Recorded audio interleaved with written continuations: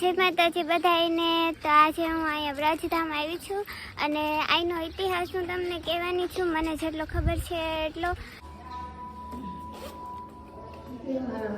હાલો, હવે આપણે જે ઇતિહાસની વાત કરતા હતા, દીકરી છે 70 લાઈન ઉપર છે અને 70 લાઈન નીચે છે। જ્યારે દીકરીઓ રાસે રમતી હતી અને ભગવાનનો પ્રેમને ભાવ હતો એટલે ભગવાન ઢોલીનું રૂપ લઈને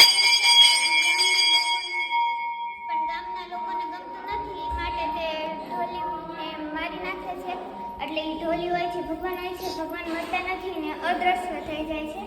અને પછી દીકરીઓ એમ કહે છે કે અમારા પેટમાં કાંઈ એવું પાપ નહોતું ભગવાન વિશે, હે ધરતીમાં તો સાચા હોય તો અમને ધરતીમાં સમાવી લે।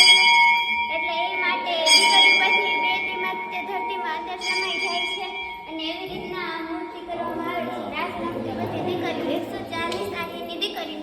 અને આ ઇતિહાસ 570 વર્ષ પહેલાનો છે અને હું તમને કહું છું કચ્છમાં આવેલું વ્રજધામ, તમે બધા આવજો અને મને પણ બહુ ગમ્યું, બહુ સરસ છે, તમે બધા આવજો, અહીંયા જાણવા જેવું છે ઇતિહાસ।